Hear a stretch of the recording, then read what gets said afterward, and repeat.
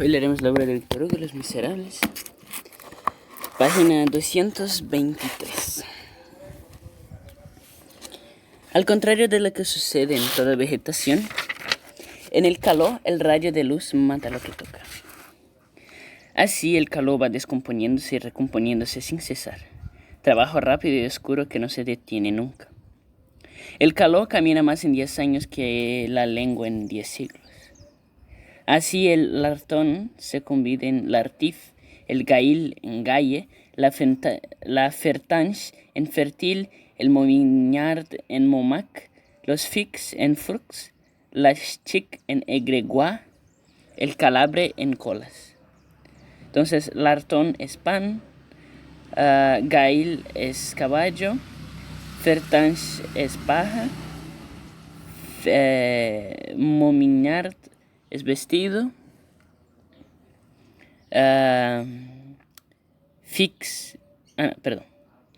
lartón es pan, gail es caballo, fertange es paja, fix es vestidos, la chic es iglesia y calabre es cuello. El diablo es el primer gaisto, después el rabuin, después el panadero. El sacerdote es el ratichón, después el jabalí. El puñal es el 22, después el surín, después el ingre. Los polizontes son raíles, después rusins, después ruses, después comerciantes de lazos, después coquers, después coñes. El verdugo es el taules, después carlitos, después el buchí, después el cojuelo. En el siglo XVIII, reñir es darse para tabaco. En el XIX es darse de mojadas. 20 locuciones distintas han pasado entre estos dos extremos. Cartucho hablaría en griego para la cener. Todas las palabras de esta lengua están perpetuamente en fuga, como los hombres de las pronuncias. Sin embargo, de tiempo en tiempo y a causa de este mismo movimiento, reaparece el antiguo calor y se hace nuevo. Tiene sus capitales donde se conserva. El Temple conservaba el calor del siglo XVII. Bicêtre, cuando era cárcel, conservaba el calor de Túnez. Allí se oía la antigua terminación en anch de los antiguos tunecinos. Bebes tú, areillanches, cree. Pero no por eso es menos ley el movimiento perpetuo. Si el filósofo, para observarla, llegara a fijar por un momento esta lengua, que se evapora sin cesar, cae en dolorosas y útiles meditaciones. Ningún estudio es más eficaz y más fecundo en enseñanzas. No hay una metáfora ni una etimología del calor que no contenga una lección. Entre esos hombres, golpear quiere decir hender. La astucia es su fuerza. Para ellos la idea del hombre no se separa de la idea de la sombra. La noche se dice la sorgue, el hombre el orgue. Ese es el calor francés. En el español la noche es rachi y el hombre manu. El hombre es un derivado de la noche. Se han acostumbrado a considerar la sociedad como una atmósfera que les mata, como una fuerza fatal, y hablan de su libertad como hablarían de su salud. Un hombre preso es un enfermo, un condenado es un muerto. Lo más terrible para el encarcelado de las 4 paredes de piedra que le sepultan es una especie de castidad glacial. Al calabozo se llama el casto. En ese lugar fúnebre, la vida exterior se presenta siempre bajo el más grato aspecto. El preso tiene grillos en los pies. ¿Creéis acaso que piensa en que se andan con los pies? No, piensa en que se baila con los pies. Así el momento en que consigue limar los grillos. Su primera idea se puede bailar y llama a la lima la bailadora. Un hombre es un centro, profunda asimilación. El bandido tiene 2 cabezas, la una que razona sus acciones y la guía toda su vida, la otra que tiene sobre sus hombros el día de su muerte. Llama a la cabeza que le aconseja el crimen, la Sorbona, la cabeza que expía el troncho. Cuando un hombre no tiene más que harapos sobre el cuerpo y vicios en el corazón, cuando ha llegado a esa doble degradación material, y moral que caracteriza en sus dos acepciones la palabra miserable, es lo más propio para el crimen. Es como un cuchillo bien afilado, tiene dos filos, su miseria y su maldad. Así el caló no dice un miserable, dice un choré. ¿Qué es el presidio? Un brasero de condenación, un infierno. El forzado se llama un sarmiento. ¿En qué nombre dan los malhechores a la cárcel? El colegio. Todo un sistema penitenciario puede salir de esa palabra. Si quiere decir de dónde han salido la mayor parte de las canciones del presidio, esos refranes, llamadas en el vocabulario especial las lirlonfas, pues oíd. Había en Châtelet de París un subterráneo muy grande que estaba 8 pies más abajo de aquel nivel del Sena. No tenía ventanas ni respiraderas. La única abertura era la puerta. Los hombres podían entrar allí, el aire no. Esta cueva tenía por techo una bóveda de piedra y por suelo 10 pulgadas de fango. Había sido enlosada, pero el enlosado se había podrido y abierto con el agua resumada. A 8 pies por encima del suelo, una larga y gruesa viga atravesaba el subterráneo de parte a parte, y de esta viga caían de distancia en distancia cadenas de 3 pies de longitud, en cuyos extremos había una argolla. En aquella cueva se encerraba a los condenados a galeras hasta que salían para Tolón. Se les llevaba hasta ponerlos debajo de la viga, a donde a cada uno esperaba una cadena oscilando en la tiniebla. Las cadenas, es decir, los brazos colgándose, y las gorjas, es decir, las manos abiertas, cogían a aquellos miserables por el cuello. Se remachaba el hierro y se les dejaba allí. La cadena era demasiado corta y no podía echarse. Permanecían inmóviles en la cueva, en aquella oscuridad, bajo aquella viga, casi colgados, haciendo esfuerzo inaudito para alcanzar el pan o el cántaro, con la bóveda sobre la cabeza y el lodo hasta media pierna, corriendo sus excrementos por sus muslos, rendidos de fatiga, doblándose por caderas y por rodillas, agarrándose con las manos a la cadena para descansar, sin poder dormir más que de pie, despertándose a cada instante porque les ahogaba la argolla. Algunos no volvían a despertar. Para comer subían por el talón a lo largo de la pierna hasta la mano el pan en que se arrojaba en el lodo. Y cuanto más tiempo estaban allí, 1 mes, 2 meses, 6 meses. Uno estuvo 1 año. Aquella era la antecámara de las galeras, y allí se entraba allí por hacer. Aquella era la antecámara de las galeras, y se entraba allí por haber robado una liebre al rey. Afortunadamente estos horrores nunca se han visto en España. ¿Y qué hacían en aquel sepulcro infierno? Lo que se puede hacer en un sepulcro. Agonizaban, y lo que se puede hacer en un infierno. Cantaban. Porque cuando ya no queda esperanza, queda en el canto. En las aguas de Malta, cuando una galera se aproximaba, oía el canto antes que los remos. El pobre cazador furtivo Sir Vicent, que había estado en el subterráneo de Châtelet, decía: las rimas me han sostenido. Inutilidad de la poesía. ¿Para qué sirve la rima? En aquel subterráneo nacieron casi todas las canciones del caló. Del calabozo de Gran Châtelet de París salió el melancólico mote de la galera de Montgomery. Timalú sin Timalú mi son.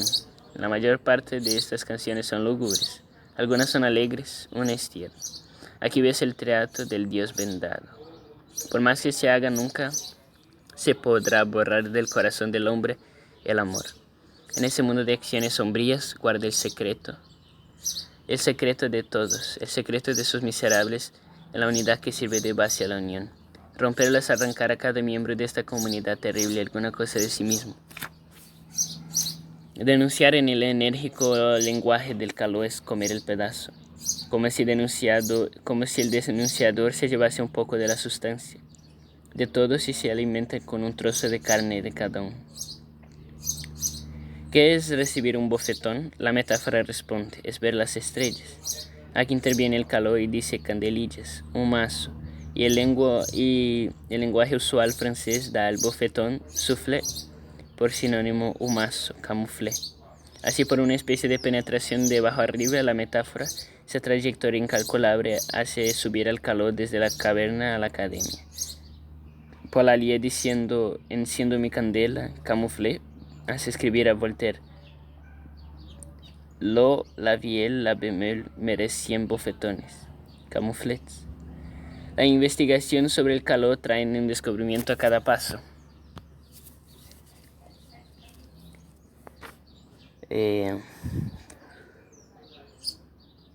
Las investigaciones sobre el calor traen un descubrimiento a cada paso. El estudio profundo de este extraño idioma nos lleva al misterioso punto de intersección de la sociedad regular con la sociedad maldita. El ladrón tiene también su carne de cañón, la materia rodable. La materia rodable. Vosotros, yo, cualquiera que pase. El pantre, pan, todo el mundo. El calor, que es el verbo hecho presidiario. Y realmente asusta que el principio pesante del hombre pueda ser llevado tan abajo y arrastrado y oprimido allí por oscuras tiranías de la fatalidad, que puede estar sujetos por desconocidos vínculos en ese precipicio. Oh, pobre pensamiento de los miserables. No acudiría nadie al socorro del alma humana que yace en esa sombra. Será su destino esperar en ella para siempre el espíritu, el libertador, el inmenso jinete de los Pégasos y de los hipogrifos, no sé. El soldado de color de aurora que desciende del azul entre dos alas, el radiante caballero del porvenir, llamará siempre en vano en su auxilio a la lanza de la luz del ideal.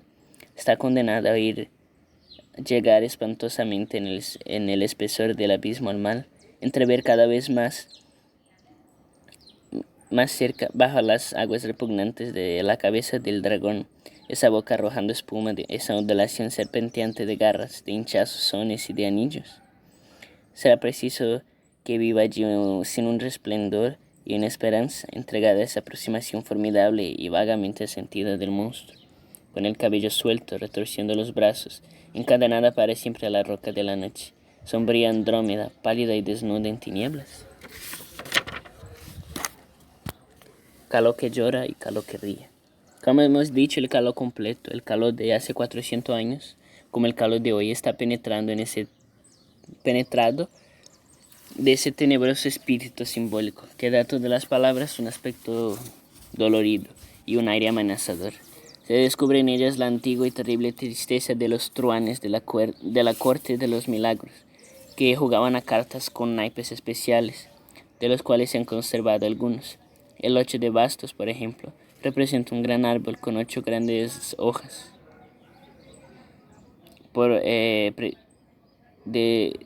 hojas de trébol, especie de personificación fantástica del bosque. Al pie del árbol se veía una hoguera en que 3 liebres asaban a un cazador en el asador. Y detrás de una hoguera una marmita humeante de donde salió una cabeza de un perro. Nada más lúgubre que esas represalias en pintura y una baraja en presencia de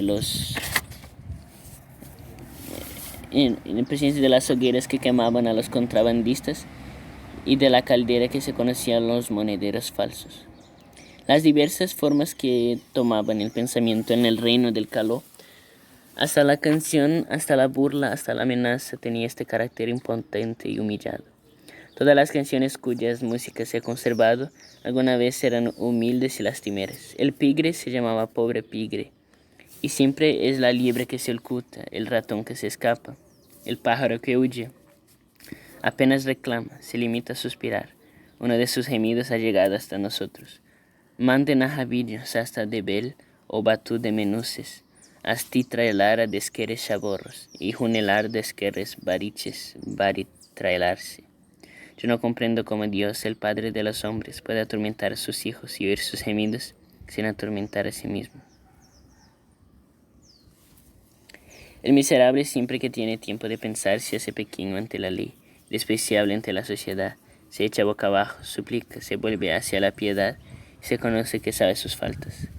Hacia mediados del último siglo se verificó un cambio. Las canciones de la cárcel, los ritornelos de los ladrones, tomaron, por decirlo así, un gesto insolente y jovial. El quejumbroso maluré fue reemplazado por la rifla. En el siglo XVIII vuelve a encontrarse en casi todas las canciones de las galeras y de los presidios una alegría diabólica y enigmática. Se oye este estribillo estridente que parece iluminado por una luz fosfórica y arrojado en un bosque por un fuego fatuo, tocando el pífano. Mir la babi sur la babo, militon ribonir bete, sur la babi mir la babo, mirliton riboribo. Esto se cantaba mientras se degollaba un hombre en una cueva o en un escondrijo del bosque. Síntoma grave. En el siglo XVIII la antigua melancolía de esas tristes clases se disipa, se echan a reír, se burlan del gran Debel, Dios, y del gran Benguistano. Desde el tiempo de Luis XV se llama el rey de Francia el marqués de París. Están casi alegres, una especie de ligera luz sale de esos miserables como si la conciencia no les pesase nada. Las lastimeras tribus de las sombras no tienen ya solamente la audacia desesperada de las acciones, sino también la osadía negligente del ingenio. Indicio de que pierden el sentimiento de su criminalidad, de que se encuentran hasta entre los pensadores y los utopistas, un apoyo que desconocen ellos mismos. Indicio que el robo y el pillaje principian a infiltrarse hasta en las doctrinas y en los sofismas, de manera que pierden algo de su fealdad, prestando una gran parte de ella a los sofismas y las doctrinas. Indicio, en fin, si no se distrae esta corriente, de que se aproxima una explosión prodigiosa. Detengámonos aquí por un momento. ¿A quién acusamos? ¿Al siglo XVIII? ¿A su filosofía? No, ciertamente. La obra del siglo XVIII es sana y buena. Los enciclopedistas con Diderot a la cabeza, los fisiócratas con Turgot a la cabeza, los filósofos con Voltaire a la cabeza, los utopistas con Rousseau a la cabeza. Son 4 legiones sagradas, a las cuales se debe el inmenso paso dado por la humanidad hacia la luz. Son las 4 vanguardias del género humano dirigiéndose a los 4 puntos cardinales del progreso: Diderot a lo bello, Turgot a lo útil, Voltaire hacia lo verdadero y Rousseau hacia lo justo. Pero al lado y bajo los filósofos están los sofistas, vegetación venenosa mezclada con el progreso saludable, cicuta en un bosque virgen, mientras en el verdugo queman el atrio del Palacio de Justicia los grandes libros libertadores del siglo. Escritores, hoy olvidados, publican con privilegio del rey ciertos escritos extrañamente desorganizadores, ávidamente leídos por los miserables. Algunas de esas publicaciones patrocinadas, cosa singular, por un príncipe, se encuentran en la biblioteca secreta. Estos hechos profundos, pero ignorados, no eran conocidos en la superficie. Algunas veces la oscuridad de un hecho constituye su peligro. Es oscuro porque es subterráneo. De todos los escritores, el quizá que se andó en las masas a la galería más insalubre fue Restif de la Bretonne. Ese trabajo común a toda Europa hizo más estrago en Alemania que en ninguna otra parte. En Alemania, durante cierto periodo, resumido por Schiller en su famoso drama Los bandidos, el robo y el pillaje se erigían en protesta contra la propiedad y el trabajo, y asimilaban ciertas ideas elementales, especiosas y falsas. Justa esa apariencia, absurda en realidad. Se envolvían en estas ideas, desaparecían en ellas en cierto modo, tomaban un nombre abstracto y pasaban al estado de teoría. Y de esta manera circulaban entre la multitud laboriosa y paciente y honrada, sin noticia de los mismos químicos imprudentes que habían preparado la mixtura, sin saber que las masas que las aceptaban. Siempre que se verifica un hecho de ese género es muy grave. El padecimiento engendra la cólera, y mientras que las clases prosperan se ciegan o se adormecen, lo cual es siempre cerrar los ojos. El odio de las clases desgraciadas enciende su antorcha a la luz de algún ánimo tétrico o contrahecho que sueña en un rincón, y con ella se pone a examinar a la sociedad. El examen del odio, cosa terrible.